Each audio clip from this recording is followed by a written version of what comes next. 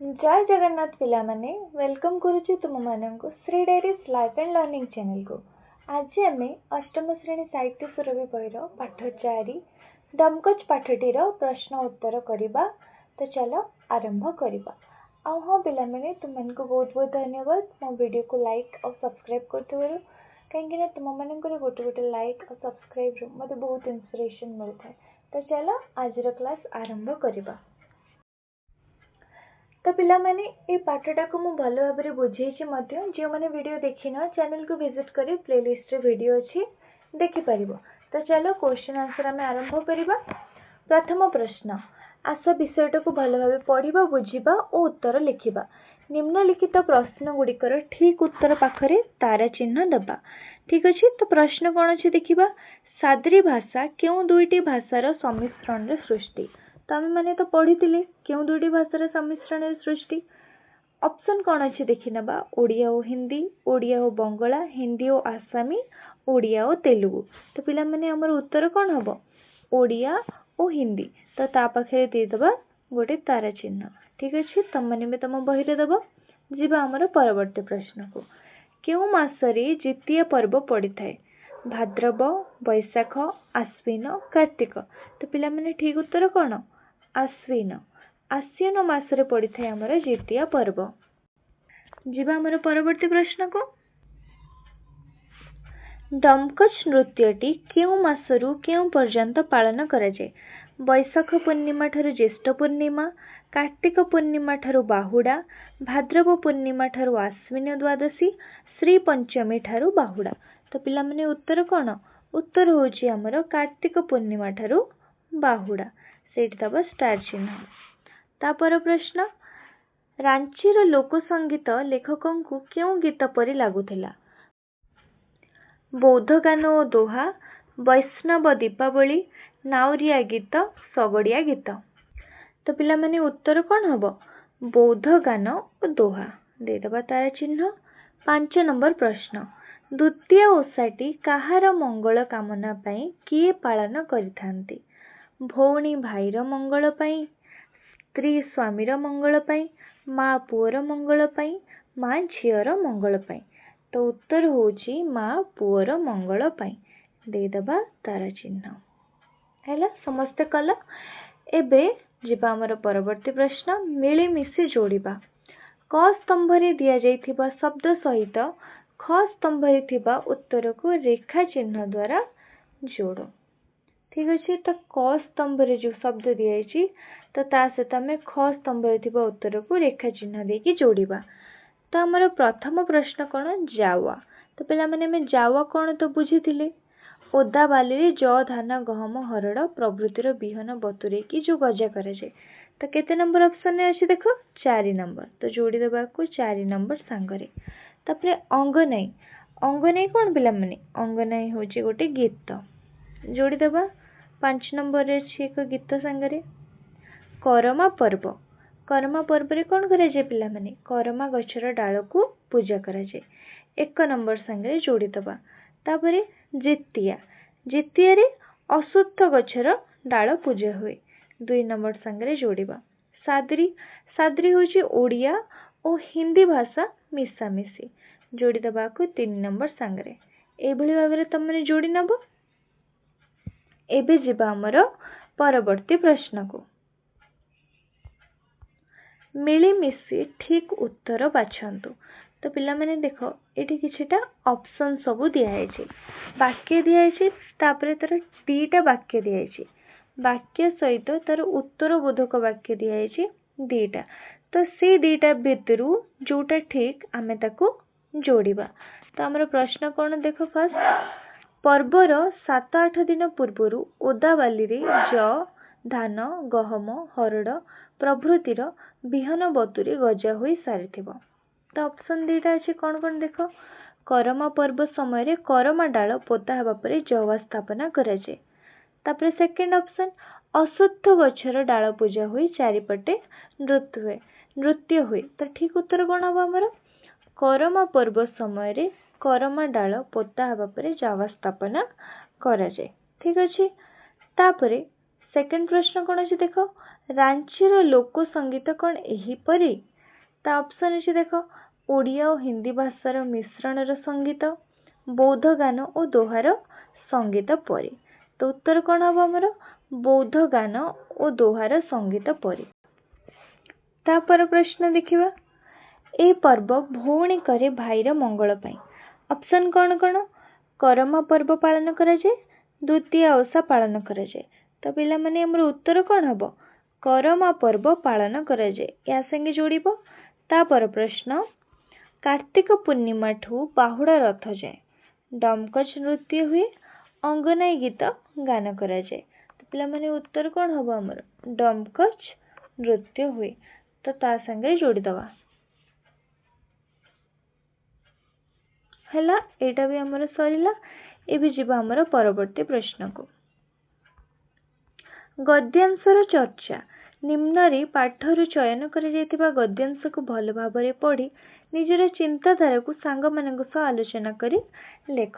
ତ ପିଲାମାନେ ତମେ ପ୍ରଶ୍ନଟା ଦେଖିନିଅ, ଯାହା ପାଖରେ ବହି ନାହିଁ, ତାପରେ ଆମେ ପ୍ରଶ୍ନ ସହିତ ଉତ୍ତର କରିବା। ମୁଁ ପ୍ରଶ୍ନ ସହିତ ଉତ୍ତର ଲେଖିଦେଇଛି, ତ ତମେ ଦେଖିନିଅ।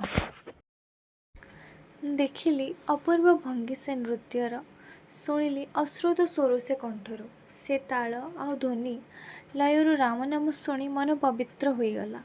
ଉକ୍ତ ଗଦ୍ୟାଂଶଟି ଆମ ପଠିତ ସାହିତ୍ୟ ବହିର ଡମକଚ ପାଠରୁ ଆନିତ। ଏଠାରେ ଲେଖକ ଶାନ୍ତନୁ କୁମାର ଆଚାର୍ଯ୍ୟ ଆଦିବାସୀ ବାଳକର ନୃତ୍ୟ ଓ ସଙ୍ଗୀତ ମାଧ୍ୟମରେ ପ୍ରକାଶ ପାଉଥିବା ଭକ୍ତିଭାବ ବିଷୟରେ ବର୍ଣ୍ଣନା କରିଛନ୍ତି। ଲେଖକ ମୟୂରଭଞ୍ଜ ଅଞ୍ଚଳରେ ଜଣେ କଳା ମଚମଚ ବାଳକର ନୃତ୍ୟ ଭଙ୍ଗୀ ଓ ଗୁଞ୍ଜରିତ ସ୍ୱରରେ ଅତ୍ୟନ୍ତ ପ୍ରଭାବିତ ହୋଇଛନ୍ତି। ପିଲାଟି ଗାଉଥିବା ସାଦ୍ରୀ ଭାଷାର ଗୀତରେ ଯେତେବେଳେ ପ୍ରଭୁ ଶ୍ରୀରାମଙ୍କ ପ୍ରସଙ୍ଗ ଆସିଲା, ତାହା ଲେଖକଙ୍କ ହୃଦୟକୁ ଛୁଇଁଗଲା। ସେହି ତାଳ ଓ ଧ୍ୱନି ଏତେ ପବିତ୍ର ଥିଲା ଯେ ଲେଖକ ନିଜକୁ ଭଗବତ ଚିନ୍ତାରେ ହଜାଇ ଦେଇଥିଲେ।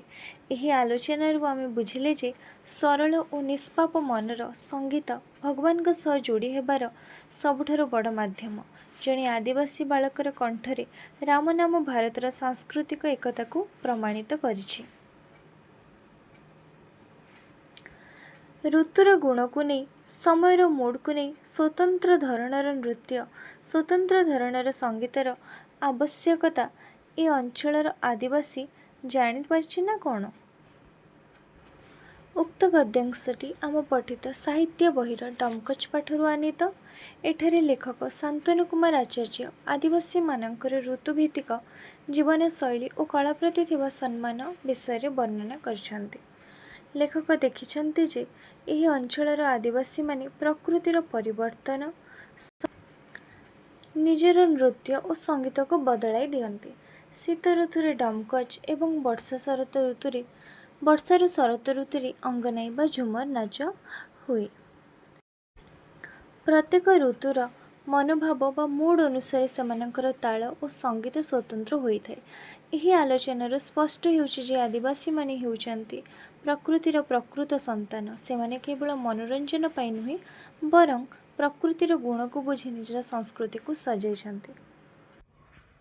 ତ ପିଲାମାନେ ଲେଖିଲ ତ ସମସ୍ତେ? ଏବେ ଯିବା ଆମେ ଅନୁମାନ ଏବଂ କଳ୍ପନା। ତ ଏଇଟା ବି ତମେ ସେମିତି ପ୍ରଶ୍ନ ଗୁଡ଼ା ଦେଖିଦିଅ, ତାପରେ ଆମେ ପ୍ରଶ୍ନ ସହିତ ଉତ୍ତର କରିବା। କ ନମ୍ବର ପ୍ରଶ୍ନ, କରମା ପର୍ବ। ଏ ପର୍ବ ଭଉଣୀଙ୍କର ଭାଇର ମଙ୍ଗଳ ପାଇଁ, ନିଃସନ୍ତାନ ନାରୀମାନେ ପୁତ୍ର କାମନା ପାଇଁ, କୁମାରୀମାନେ ମଧ୍ୟ ମନଶାନ୍ତି ଭବିଷ୍ୟତ ପାଇଁ। ଲେଖକଙ୍କ ଏହି ବାକ୍ୟଗୁଡ଼ିକରେ କ'ଣ ଦେଖିବାକୁ ପାଉଛ? ତୁମ ଅଞ୍ଚଳରେ ଏଭଳି କିଛି ପର୍ବ ପାଳିତ ହୁଏ କି? ସାଙ୍ଗସାଥୀମାନଙ୍କ ସହିତ ଆଲୋଚନା କରି ଲେଖ। ଲେଖକଙ୍କ ଏହି ବାକ୍ୟଗୁଡ଼ିକରୁ ଜଣାପଡ଼ୁଛି ଯେ ଆଦିବାସୀ ସଂସ୍କୃତିରେ ପରିବାରର ସମ୍ପର୍କ ଏବଂ ଭବିଷ୍ୟତ ପ୍ରତି ଥିବା ବିଶ୍ୱାସକୁ ବହୁତ ଗୁରୁତ୍ୱ ଦିଆଯାଏ। ଏଠାରେ ପର୍ବ କେବଳ ମନୋରଞ୍ଜନ ନୁହେଁ, ବରଂ ଏହା ଶୁଭ ମନାସିବାର ଏକ ମାଧ୍ୟମ। ହଁ, ଆମ ଅଞ୍ଚଳରେ ମଧ୍ୟ ଭାଇଙ୍କ ମଙ୍ଗଳ ପାଇଁ ଭାଇଜେଉଣ୍ଟିଆ କିମ୍ବା ରାକ୍ଷୀ ପୂର୍ଣ୍ଣିମା ପାଳନ ହୁଏ।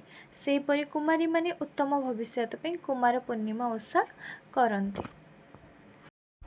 ଋତୁର ଗୁଣକୁ ନେଇ ସମୟର ମୁଡ୍କୁ ନେଇ ସ୍ୱତନ୍ତ୍ର ଧରଣର ନୃତ୍ୟ ସ୍ୱତନ୍ତ୍ର ଧରଣର ସଙ୍ଗୀତର ଆବଶ୍ୟକତା ଏ ଅଞ୍ଚଳର ଆଦିବାସୀ ଜାଣି ନେଇ ପାରିଛି ନା କ'ଣ? ଋତୁ ଅନୁସାରେ କାହିଁକି ପର୍ବ ପାଳନ ହୁଏ? ଏହା କ'ଣ ଆମ ସଂସ୍କୃତିର ପରିଚୟ? ଏମିତି ଋତୁଭିତ୍ତିକ କିଛି ପର୍ବ ତୁମ ଅଞ୍ଚଳରେ ପାଳିତ ହୁଏ କି ତାହା ଲେଖ। ପ୍ରକୃତିର ପରିବର୍ତ୍ତନ ମଣିଷର ମନ ଉପରେ ପ୍ରଭାବ ପକାଇଥାଏ। ତେଣୁ ସେହି ଉତ୍ସାହକୁ ପ୍ରକାଶ କରିବା ପାଇଁ ଋତୁ ଅନୁସାରେ ପର୍ବ ପାଳନ ହୁଏ। ଏହା ହିଁ ଆମ ଭାରତୀୟ ସଂସ୍କୃତିର ମୁଖ୍ୟ ପରିଚୟ। ଆମ ଅଞ୍ଚଳରେ ମଧ୍ୟ ଅନେକ ଋତୁଭିତ୍ତିକ ପର୍ବ ପାଳନ ହୁଏ, ଯେମିତିକି ବସନ୍ତ ଋତୁରେ ଦୋଳ ପୂର୍ଣ୍ଣିମା, ଗ୍ରୀଷ୍ମରେ ରଜ, ବର୍ଷାରେ ଚିତାଲାଗି ଅମାବାସ୍ୟା ଏବଂ ଶୀତଦିନେ ମକର ସଂକ୍ରାନ୍ତି। ଏବେ ଯିବା ଆମର ନେକ୍ସଟ ପ୍ରଶ୍ନକୁ। ଗ ନମ୍ବର ପ୍ରଶ୍ନ, ପାଳନ୍ତି ମଧ୍ୟ ଅନ୍ୟ ସମସ୍ତେ ଯେଉଁମାନେ ଜୀବନକୁ ଦୁଃଖର ଗନ୍ତାଘର ନ କହି ଆନନ୍ଦର ଉତ୍ସ ମନେ କରନ୍ତି। ଲେଖକ ଏପରି କହିବାର ତାତ୍ପର୍ଯ୍ୟ କ'ଣ? ପର୍ବପର୍ବାଣି ସୁଖ ଓ ଦୁଃଖକୁ ପ୍ରକାଶ କରେ କି? ତୁମେ ଯାହା ଚିନ୍ତା କରୁଛ ଲେଖ। ଲେଖକ ଏପରି କହିବାର ତାତ୍ପର୍ଯ୍ୟ ହେଉଛି ଯେ ଜୀବନରେ ଦୁଃଖ ସବୁବେଳେ ଥାଏ, କିନ୍ତୁ ସେଥିରେ ଭାଙ୍ଗି ନ ପଡ଼ି ମିଳିମିଶି ଖୁସି ପାଳନ କରିବା ଉଚିତ। ପର୍ବପର୍ବାଣି ଆମ ମନର ଦୁଃଖକୁ ଦୂର କରି ଆନନ୍ଦ ଭରିଦିଏ। ଏହା ମଣିଷକୁ ଏକାଠି ହେବାକୁ ଏବଂ ପରସ୍ପରର ଦୁଃଖ ଭୁଲି ଖୁସି ବାଣ୍ଟିବାକୁ ଶିଖାଇଥାଏ। ମୋ ମତରେ ପର୍ବଗୁଡ଼ିକ ମଣିଷକୁ ଦୁଃଖରୁ ମୁକ୍ତି ଦେଇ ଆନନ୍ଦରେ ବଞ୍ଚିବାର ଶକ୍ତି ପ୍ରଦାନ କରେ। ଘ ନମ୍ବର ପ୍ରଶ୍ନ, ରାମ ଓ କୃଷ୍ଣ ନାମ, ଏ ଦୁଇ ନାମକୁ ଜପାମାଳି କରି ଭାରତ ବଞ୍ଚି ରହିଛି।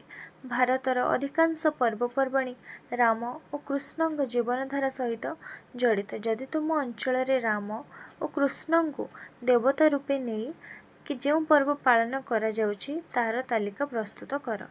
ଲେଖକଙ୍କ କହିବା ଅନୁସାରେ ରାମ ଓ କୃଷ୍ଣ ହେଉଛନ୍ତି ଭାରତୀୟ ସଂସ୍କୃତିର ପ୍ରାଣ। ମୋ ଅଞ୍ଚଳରେ ଏହି ଦୁଇ ଦେବତାଙ୍କୁ ନେଇ ପାଳନ କରାଯାଉଥିବା ପର୍ବଗୁଡ଼ିକ ହେଲା ରାମନବମୀ, ଶ୍ରୀରାମଙ୍କ ଜନ୍ମରେ ଯେଉଁ କରାଯାଏ, ଶ୍ରୀକୃଷ୍ଣ ଜନ୍ମାଷ୍ଟମୀ, ରଥଯାତ୍ରା, ରାସ ପୂର୍ଣ୍ଣିମା ବା ରାହାସ ପୂର୍ଣ୍ଣିମା, ଦୋଳଯାତ୍ରା ବା ହୋଲି। ଠିକ୍ ଅଛି। ପର୍ବର 7-8 ଦିନ ପୂର୍ବରୁ ଓଦା ବାଲିରେ ଯଅ, ଧାନ, ଗହମ, ହରଡ଼ ପ୍ରଭୃତିର ବିହନ ବତୁରାଇ ଗଜା ହୋଇ ସାରିଥିବ। ପର୍ବ ସହିତ ଶସ୍ୟ ଓ ପ୍ରକୃତିର ସମ୍ପର୍କକୁ ତୁମେ କିପରି ଦେଖ? ଏହିପରି ଶସ୍ୟ ଓ ପ୍ରକୃତିର ସମ୍ପର୍କକୁ ନେଇଥିବା ପର୍ବପର୍ବାଣିର ନାମ ଲେଖ। ପର୍ବ ଏବଂ ପ୍ରକୃତି ମଧ୍ୟରେ ଏକ ଅତି ନିବିଡ଼ ସମ୍ପର୍କ ରହିଛି। ଶସ୍ୟ ହେଉଛି ଭଗବାନଙ୍କ ଆଶୀର୍ବାଦ ଏବଂ ଚାଷୀ ପାଇଁ ସବୁଠାରୁ ବଡ଼ ସମ୍ପତ୍ତି। କରମା ପର୍ବର ଜାୱା ପୂଜା ଭଳି ଅନେକ ପର୍ବ ଅଛି ଯେଉଁଥିରେ ଆମେ ଶସ୍ୟ ଓ ପ୍ରକୃତିକୁ ସମ୍ମାନ ଦେଉ। ଶସ୍ୟ ଓ ପ୍ରକୃତି ସହ ଜଡ଼ିତ କିଛି ପର୍ବର ନାମ ହେଲା ନୂଆଖାଇ, ଯେଉଁଥିରେ କି ନୂଆ ଧାନ ପୂଜା ହୁଏ, ଅକ୍ଷୟ ତୃତୀୟା, ବିହନ ବୁଣା ଅନୁକୂଳ, ମାଣବସା ଗୁରୁବାର, ଧାନରେ ଲକ୍ଷ୍ମୀଙ୍କ ପୂଜା ହୁଏ, ମା ଲକ୍ଷ୍ମୀଙ୍କ ପୂଜା, ମକର ସଂକ୍ରାନ୍ତି, ମକର ଚାଉଳ, ନୂଆ ଚାଉଳର ଭୋଗ ହୁଏ। ଠିକ୍ ଅଛି। ମୟୂରଭଞ୍ଜ, ଷଢ଼େଇକଳା, ଖରସୁଆଁ ସିଂହଭୂମିର ଦକ୍ଷିଣାଂଶ ଅର୍ଥାତ୍ ରାଞ୍ଚି ଅଞ୍ଚଳ। କଳ୍ପନା କର ତୁମେ ରାଞ୍ଚି ଅଞ୍ଚଳରେ ଅଛ। ତୁମେ ସେଠାରେ କି କାର୍ଯ୍ୟ କରିପାରିବ? କଳ୍ପନା କରୁଛି ଯେ ମୁଁ ରାଞ୍ଚିର ସେ ସବୁଜ ପାହାଡ଼ିଆ ଅଞ୍ଚଳରେ ଅଛି। ସେଠାରେ ମୁଁ ସ୍ଥାନୀୟ ଆଦିବାସୀ ପିଲାମାନଙ୍କ ସହିତ ସାଙ୍ଗ ହୋଇ ସେମାନଙ୍କଠାରୁ ସାଦ୍ରୀ ଭାଷା ଶିଖିବାକୁ ଚେଷ୍ଟା କରିଥାନ୍ତି। ସେମାନଙ୍କ ସହିତ ମିଶି ବଣରୁ ଫଳମୂଳ ସଂଗ୍ରହ କରିଥାନ୍ତି ଏବଂ ସନ୍ଧ୍ୟା ସମୟରେ ଗାଁ ମଝିରେ ମାଦଳ ବଜାଇ ନାଚିବାର ଆନନ୍ଦ ନେଇଥାନ୍ତି। ଏଇଟା ମାଦଳ କରିଦେବ, ମାଦଳ ହେଇଯାଇଛି। ମାଦଳ ବଜାଇ ନାଚିବାର ଆନନ୍ଦ ନେଇଥାନ୍ତି। ସେଠାରେ ରହି ମୁଁ ପ୍ରକୃତିକୁ କିପରି ସମ୍ମାନ ଦିଆଯାଏ ତାହା ଶିଖିଥାନ୍ତି। ସେଇଠୁ ନାଚ ଝିଅ ପୁଅ ସମସ୍ତେ ଏକାଠି। କଳ୍ପନା କର ତୁମେ ସେଇ ନାଚ ସ୍ଥାନରେ ଅଛ, ବାଦ୍ୟ ବାଜୁଛି। ତୁମେ ବାଦ୍ୟକୁ ଶୁଣି କ'ଣ ଅନୁଭବ କରୁଛ ଲେଖ। ବାଦ୍ୟର ପ୍ରତିଟି ତାଳ ମୋ ହୃଦୟର ସ୍ପନ୍ଦନକୁ ବଢ଼ାଇ ଦେଉଛି। ମାଦଳର ସେ ଗୁମ୍ ଗୁମ୍ ଗମ୍ଭୀର ଶବ୍ଦ ଶୁଣିବା ମାତ୍ରେ ମୋ ମନର ସବୁ ଆଳସ୍ୟ ଦୂର ହୋଇଯାଉଛି ଏବଂ ମୋର ଗୋଡ଼ ଆପେ ଆପେ ସେଇ ତାଳେ ତାଳେ ନାଚିବାକୁ ଆରମ୍ଭ କରୁଛି। ମୋତେ ଅନୁଭବ ହେଉଛି ଯେ ସତେ ଯେମିତି ସେହି ବାଦ୍ୟ ମାଧ୍ୟମରେ ସାରା ପ୍ରକୃତି ଏକାଠି ହୋଇ ଉତ୍ସବ ପାଳନ କରୁଛି। କଳ୍ପନା କର ତୁମେ ଡମକଚ ନୃତ୍ୟ ହେଉଥିବା ସ୍ଥାନରେ ଠିଆ ହୋଇ ନୃତ୍ୟ ଉପଭୋଗ କରୁଛ। ତାହା କିପରି ଲାଗିଲା ଉଲ୍ଲେଖ କର। ଡମକଚ ନୃତ୍ୟ ଦେଖିବା ମୋତେ ଏକ ସ୍ୱପ୍ନ ଭଳି ଲାଗୁଛି। ପୁଅ ଝିଅମାନେ ପରସ୍ପରର ହାତ ଧରାଧରି ହୋଇ ଯେଉଁ ଶୃଙ୍ଖଳିତ ଢଙ୍ଗରେ ନାଚୁଛନ୍ତି ତାହା ଦେଖିବାକୁ ଅତି ସୁନ୍ଦର। ଶୀତୁଆ ପବନରେ ସେମାନଙ୍କର ଉତ୍ସାହ ଏବଂ କଣ୍ଠର ମିଠା ସାଦରେ ଗୀତ ପୁରା ପରିବେଶକୁ ପବିତ୍ର ଓ ଆନନ୍ଦମୟ କରିଦେଉଛି। ମୋତେ ଏହା ଏକ ନିଚ୍ଛକ ସାମାଜିକ ପ୍ରେମର ଦୃଶ୍ୟ ପରି ଲାଗୁଛି।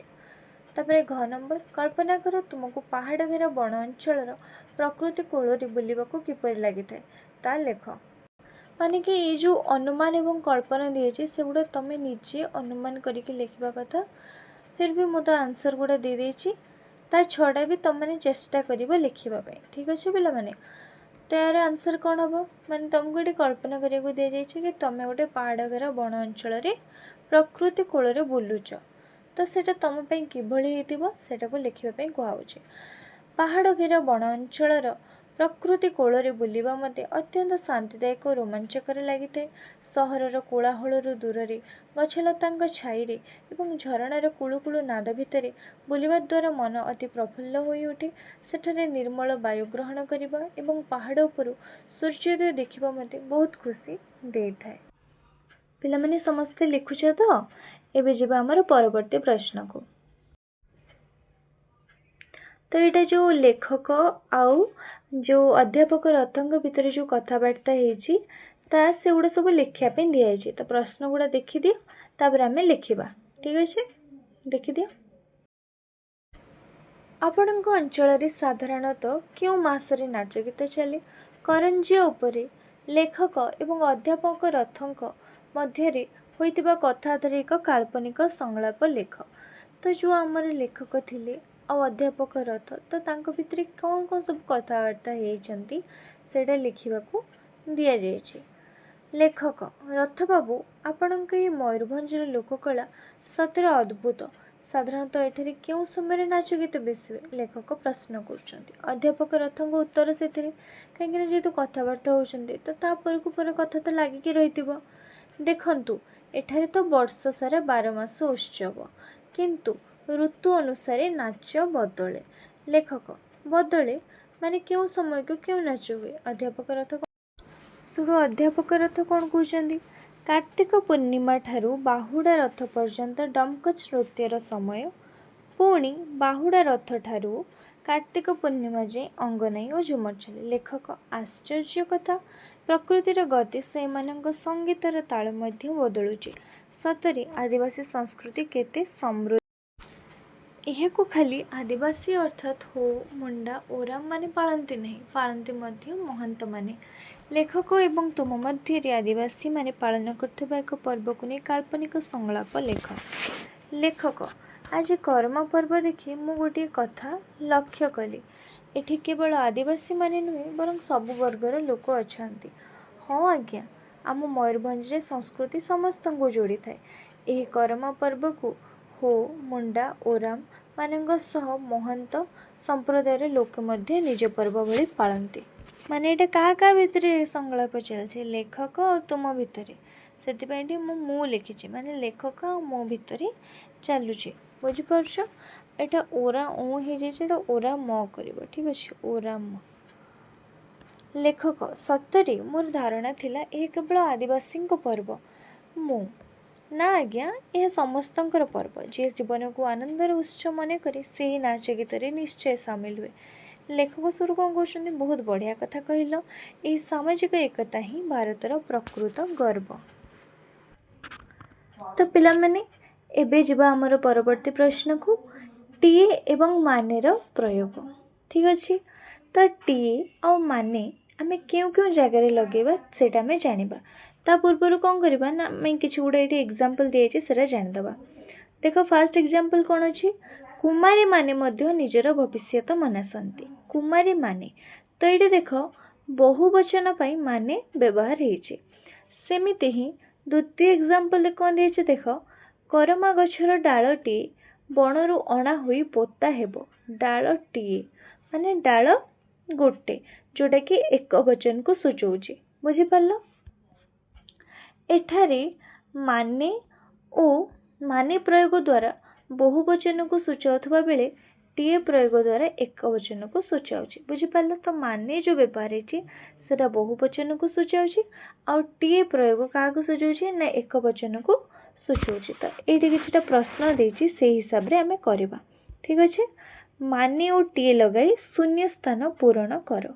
लोक डैश साधु संत बाणी को शुणा को भल पाती। तो ये कौन हम बहुवचन यूज हम कहीं गोटे लोक तो नुहे बहुत सारा लोक साधु सन्त बाणी शुणा को भल पाते। तो आम ये कौन लिखा लोक माने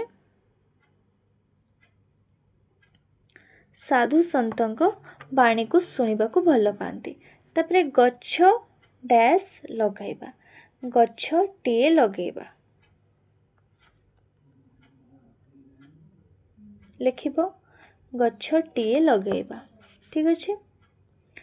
तापर प्रश्न कौन देख खेलाड़ी डैश पड़ियारे खेलुचंती। पत्र रचना संपादक महोदय मोर भ्रमणकालीन अनुभव एबे भी मो मन मध्य अच्छी रही अच्छी।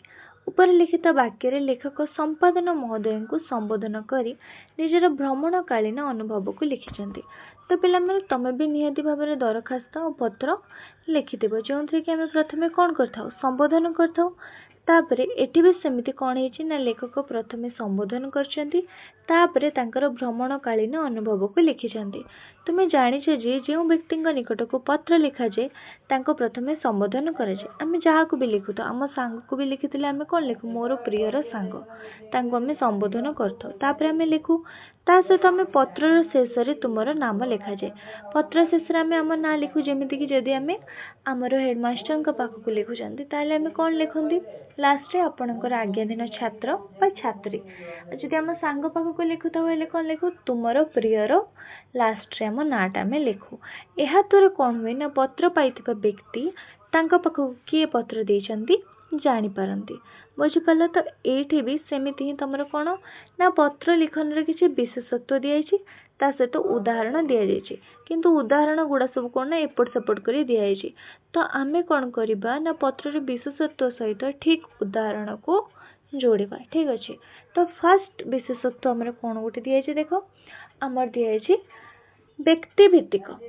यही माने यही पत्रर माने यार अर्थ कौन व्यक्ति भित्तिक। यही पत्र रे लेखक निजर विचार अनुभव एवं मनोभावना को प्रमुख रूपे ग्रहण करथांती। यार अर्थ कौन पिला माने अर्थ होचे लेखक माने जे लेखु थांती निजर मन कथा बा निजको कौन भल लगे से विषय लिखिबा सेटा होची ए पत्रर विशेषत्व। ठीक अच्छे। तो पिला माने उदाहरण रे केउंडी से विषय दिया है देखिबा। तो जो थे कि माने कौन निजर भावना प्रकाश पाउथबो। तो देखिया को गले एठी देख ए वाक्य रे निजर भावना प्रकाश पाइछि। मते करंजियार समाचार लिखिबाकू बड़ आनंद लगे जो थे कि लेखक निजर मनर कथा बा निजको कौन भल लगे से विषय रे लिखिबा कथा कहिसंती। तो बुझी पारल। तो व्यक्ति भित्तिक संगे आमे याकू जोड़ी दबा। ठीक अच्छे। तापरे अच्छे हमर जोगाजोग भित्तिक ता अर्थ कौन बुझीबा पत्र जोगाजोगर एक रूप पाठक सहित सीधा सड़क जोगाजोग होइथे। माने कि पत्र माध्यम रे हमें सामना लोकों को किसी प्रश्न पचारि थाओ बा कथा हो से शैली रे लिखाई थाए। तो उदाहरण देख ता साइड रे ही दिए 2 नंबर ही आपणक सियाड़े साधारणतः को मासरे नाच गीत चले। तो या संगे ही जोड़ी दब 2 नंबर साइड रे ही अच्छे।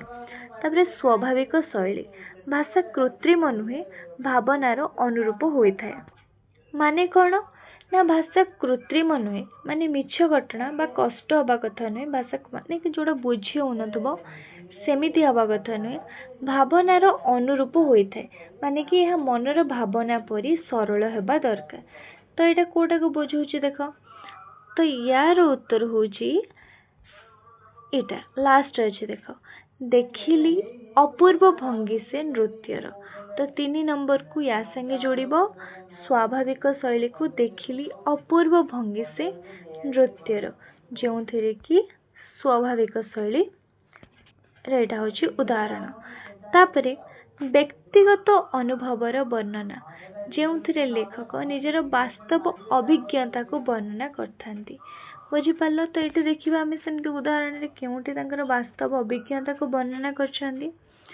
ता उत्तर हम एटा कार्तिक पूर्णिमा ठू बाहुड़ा जाके डमकच सेठू पुणी कार्तिक पूर्णमी जाके अंगनाई और झुमर। ठीक अच्छे। तापर संबोधन बा अभिवादन एटा तो क्लियर जना पड़ुछि पत्रर आरंभ रे जो व्यक्ति उद्देश्य रे पत्र लिखा जाए ताहांको आदर पूर्वक संबोधन करा जाए एटा अछि फास्ट रे हमर तापरे स्वाक्षर स्वाक्षर कहले लास्ट निज नाट दब लेखक पत्रर शेष रे निजर नाम किंबा संबंध को सूचित करी पत्रटी शेष करता है तो ये हम तुमर बंधुर नाम तम ना जा रीता गीता आम जहाँ भी लिखि था बुझिपार तापर उपसंहार लेखक पत्र शेष करिथाए किंबा निजर इच्छा को निवेदन करिथाए तो यहाँ कौटी हम देख या आंसर को उदाहरणटा हम महाशय एई सबु पर्व केवल आदिवासी माने पालन करते नहीं पालती मध्य महांत माने या सीधारे ही अच्छी आंसर जोड़िबो तापरे मुख्य विषय वस्तु पत्रटी जो उद्देश्य साधन पई लिखा जाय थाए ठीक अच्छे माने पत्रटी केउ उद्देश्य रे लिखा जाय तो एटा या संगे जोड़िबो संपादक महोदय सतरे मु करंजिया रे रहि जिबाकू इच्छा करूची बुझी पारले समस्ते तो एई भली भाबरे जोड़ी दब तमे तापरे तो पिला माने ए जो दिया जायछि एटा तम मन को कोन पई दिया जायछि कहीं ना जेते बेले आमे काकू गोटे पत्र लिखि थाउ सेते बेले हम माने से जो हमर पत्र रे अलग अलग प्रकार भावना आमे प्रकाश करथाउ केते बेले आमे प्रश्न पचारि थाउ तो केते बेले हमर निजर व्यक्तिगत मनोभाव को आमे कोन अनुभव कले से गुड़ा विषय आमे सब वर्णना करथांती तो सेठी पई ए जो बही रे जो बॉक्सटा अछि सेतरे पत्रर ए जो हमर अलग अलग विशेषत्व अछि तार सब ना लिखा है किंतु ता साइड रे जो उदाहरण दिया है सेटा अलग अलग अछि माने कि एपट सेपट हेकि अछि ताको हमको जोड़ीबार थिला जोटा कि हमें कहले ठीक अछि एबे जेबा हमर नेक्स्ट प्रश्न को नेक्स्ट भी तुमको सेंद गोटे पत्रटे लिखिया को दिया है तो मैंने तो विशेषत्व गुड़ा जानिल तुम्हें पत्र विशेषत्व सह अधिक वाक्य निज मनर जोड़ विशेषत्व विषय तो आम जानिले टोटाल 8टा विशेषत्व विषय तुम मैंने भी बुझिल तो एबे तुम मैंने निजे गोटे पत्र लिखिब एही विषय उपरे तमे जेउ भ्रमण कहानी पढ़िच तार अनुभूति विषय रे निकटस्थ संवाद पत्रर संपादकों निकट को पत्र लिख ठीक अच्छे चलो लिखा मु गोटे तुम को लिखिकी देखी दूची तापर तुम मैंने निजे भी लिखा को ट्राए कर ठीक अच्छे तो पिला माने आमे कहाँ को पत्र लिखुचे संपादकों को पत्र तो फॉर्मेट कौन फास्ट संबोधन करवा माननीय श्रीजुक्त संपादक समाज एटी माने समाज जो कार्यालय तार एड्रेस दब बरेपाली संबलपुर ओडिशा महोदय समीपेश डाहाण पटे दब स्थान और तारीख एटा मुझे छाड़ी कहीं तुम मैंने निजे निजे स्थान दब जो जो डेट रे लिखुव से डेट दब ठीक अच्छे से तारीख दब विषय विषय कौन डमकच भ्रमण कहानी पढ़ा पर मोर अनुभूति प्रकाश निमंते महाशय मोर नमस्कार ग्रहण करेंगे मु आपणकर संवादपत्र जड़े दैनंदिन पाठक आपणक दैनंदिन खबर कागज समाज सर्वदा जनसाधारण हित उद्देश्य कार्य करि तेणु मोर दृढ़ विश्वास आपण मोर एक संक्षिप्त भ्रमण कहानी डमकच विषयटी आपण संवादपत्र एक आखिदृष्टि स्थान रे प्रकाश निमंते विनीत निवेदन डमकच निकटरे मु शांतनु कुमार आचार्य लिखित डमकच भ्रमण कहानीटी पढ़िबार सुजोग पाइली मयूरभंजर करंजिया अंचल पालित होता आदिवासी संस्कृति विषय जाणी मैं अत्यंत प्रभावित होती विशेषकर सेठाकर लोक मैंने प्रकृतिर प्रतिटी ऋतु को सम्मान जनाइवाई जो स्वतंत्र नृत्य और संगीत यथा डमक चंगनी और झुमर व्यवहार करती तार उन्नत चिंताधार परिचय दिए पाठरे वर्णित से कला मच मच बालकर निष्पाप नृत्य मत यह शिखाइले जे जीवन हूँ एक आनंदर उत्स आम जिते व्यस्त रही निजर माटी और परंपरा को भूलवा उचित नुहे यह लोककला भितर सांस्कृतिक एकता को बंचाई रखी तेणु अनुरोध कर लिखा होता संक्षिप्त प्रबंधटी आपण संवादपत्र समाज रे प्रकाशन कले संख्याधिक जनसाधारण आमर यह अमूल्य परंपरा विषय जानी उपकृत है तापर इति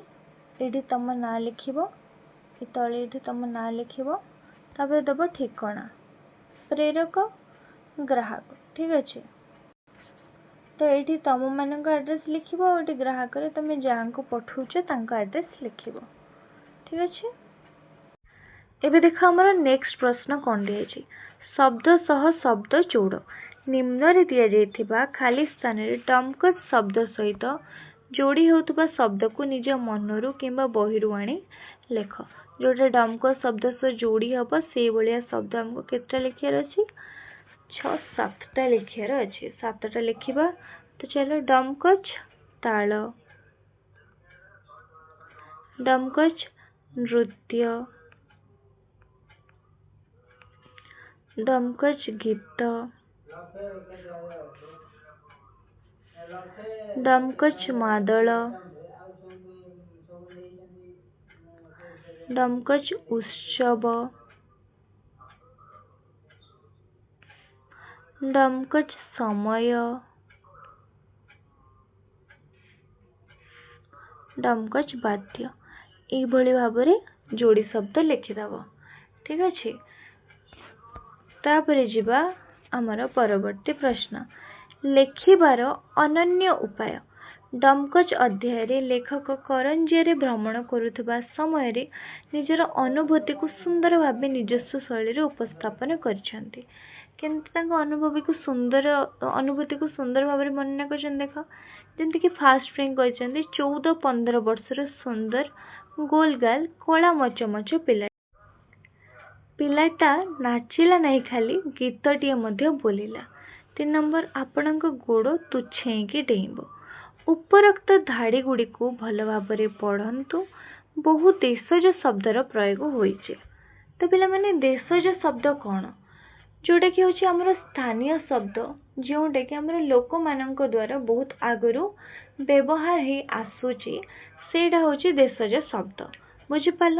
तो पाठरू तुम्हें देशज शब्द बाछि तालिका प्रस्तुत कर। तो से भली भाव में माने तमनक बही रे जेमति देशज शब्द गुड़ा यूज होइछि जेमति कि गोलगाल हैला से भलिया तुमको शब्द गुड़ा कौन ना बाछिकी जो बही रे तुमर शब्द गुड़ा अछि सेठू लिखिबार अछि। तो चलो एबे लिखिबा टोंगरी छोट पहाड़ चांगुड़ी बाउंसर पातियारी तियारी टोकेई गोल गोल हृष्टपुष्ट तुच्छेकी मन को मनवा खालीटारे गुम गुम एक गंभीर शब्द खाली जो देशज शब्द गुड़ा दिखाई से गुड़ा लिखिबो ता अर्थ लिखिबनी। एबे जिबा हमर परवर्ती प्रश्न को लेखक केवल निजस्व शैली देनाहांती परम आम भाषारू दूरे जाउथबा देशज शब्द गुड़ी को पाठक मानक निकट में पहुँचेबा को चेष्टा करछंती। अन्य एक विशेष दिग होउछि लेखक स्थानीय भाषा को गुरुत्व देथांती जेपरि गोमलाक टोंगरी में का मेला लागेला जदुपति नटवर नंद छेकले डगरे पाठ रही एहीपरि स्थानीय भाषा को खोजी लेख माने देख जदि लेखक चाहते पूरा हमर ओडिया भाषा रे लिखि पारथांते किंतु से स्थानीय भाषा को गुरुत्व दे किछि किछि साद्री भाषा को भी मध्य एथिरे यूज करके लिखि जानते। तो से भली भाव रे जो माने दीटा तो एठी दे देछि हमर तो से भली भाव रे पाठ रे रहितबा एपरि स्थानीय भाषा को खोजी लेख। तो चलो लिखिबा तापर पिला माने दिया छै हमर पाठ्य बहिर्भूत प्रश्न जोटा कि हमर तो करिया नै एटा कर देले हमर ए चैप्टर टा कंप्लीट हे जिवो क्वेश्चन आंसर। गोमलक टोंगरी में का मेला लागेला राम जेकर मेला लागेला सीता जी आइक जोरेना अगिन कुंडे आइक लगे रामू तो लक्ष्मण जी भेलरंग ध्यान। तो एटा कुंडे लिखिबो पिला माने स्पेलिंग मिस्टेक हे जाई छै। तो ये कि भाषा यूज होइछि साद्री अर्थात गोमला पहाड़ उपरे रामंकर मेला लगी सीता चुली निआ धरोचंती और राम लक्ष्मण ध्यान में बसचंती। जदुपति नटवर नंद छेकले डगरे जल जाब कैसे भरे तोलड़ देलो मूंगा मोती छेकले डगरे एटा भी भरे लिखिबो।